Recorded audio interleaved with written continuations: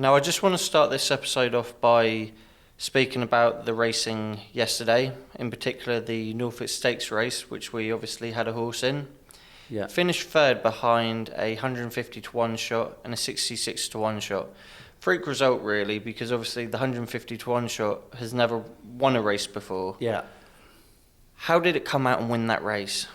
I think if you ran the race again, I think you'd get a different result. I think the pace of the race was so fierce all the way through that the race was won on stamina rather than speed. But then 5 and 6 furlong races at Ascot sometimes can be a lottery for that reason. Do you think there could be a curse as such? Obviously, people mention the curse of the favourites. Last 13 runnings of the race, favourite hasn't won the race, obviously, he was a favourite yesterday. Do you think there is a curse? No, I think what the reason is, and I analysed it for 5 hours last night. Obviously, I had a big bet. I had £50,000 on it. I wanted to know where that went. And you can always keep learning. You still learn. Even though I've been in the game all these years, I still learning. And I went through that last night, and I'll tell you what happened. The race divided into 2 groups. 7 runners on one side, the rest were on the other. 16 runners. If you look where we were, the 7, they finished first, second and third. They were on the worst ground, so they must have done a lot of running to actually be there on the worst ground and still finish in front. The pace was fierce, and I think that the way the horses were bred, the first and second, they were slightly bred with more stamina than what our horse did, if you look at the dosage index of the sire, and that's what I think happened. Now, the American horse, who've just beat 2 home, he was taken off his legs early on. Now, he was bred to stay, but if you're bred to stay like by Curlin, who was obviously a 1 mile 2 horse, too much stamina, not enough speed. But the way the first and second were bred, they were sort of like 7 furlongs milers, and they had a little more stamina, and I think that's what that race is all about. I mean, look at last year, another 150 to 1 winner in that race. Do you think there's anything we can learn from this race? Yeah, simple thing is, and you know this, and all my punters know this, and some of the people who've been watching this podcast know me personally. I don't normally bet in 5 and 6 furlong sprints. 6 are better, but leave 5 furlongs well alone, and especially big fields. When I done this podcast and I decided to bet this horse, and I'll stand by what I give, I thought most of them horses, including them two, would not run. I thought that it got down to about 12 runners. You really want to be betting 11 runners or less.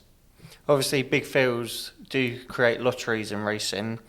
When you was going through your ratings, did you not pick up on them 2 horses that finished in front? No, what I do in the mornings, and obviously when I'm studying, I always do the first 6 or 7 in the betting, because that captures about 93% of all races are won by the first 6 or 7 in the betting forecast.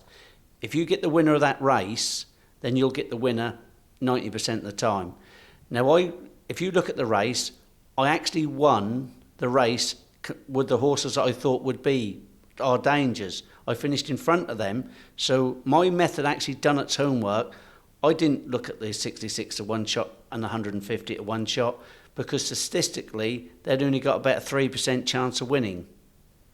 Picking up from something you mentioned earlier, obviously you had £50,000 on the horse that you lost. Obviously, for me, I see this, we're trading in big volumes in Hong Kong every day.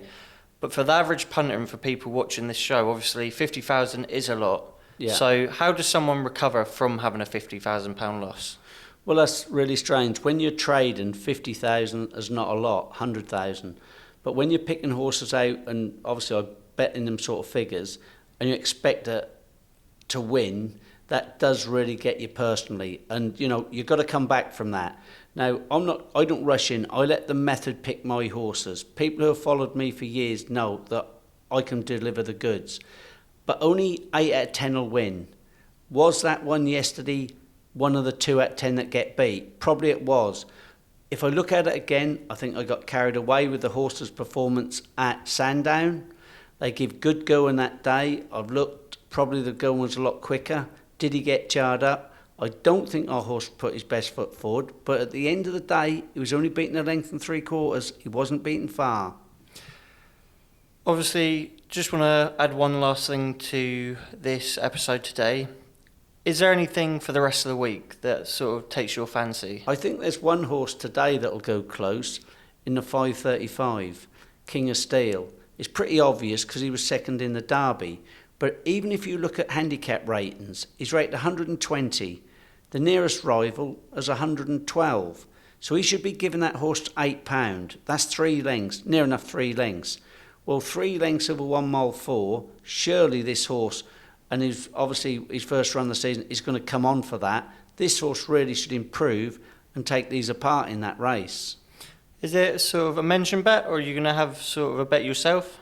I'm going to have a few quid. I'm not going to have a £50,000 bet because there's a golden rule that I stick by, and I broke it yesterday, and that's one of the most annoying things. I never bet further than 1 mile 2. Or under 7 furlongs. I'll have 7 furlongs to 1 mile 2. I've proven that. 7 furlongs is too far for sprinters and not far enough for stayers. That's a specialist distance. When a horse goes over 1 mile 4, you look at the results, horses get fed up. As I've said many times, when a greyhound hits the front, he's got a mechanical hare to chase. When a horse hits the front, he's got nothing to chase. And I feel, and looking at pedigrees, dosage index, studying enough, if you stick to 7 furlongs to 1 mile 2 on good things, you will get the money. No ifs or buts about it.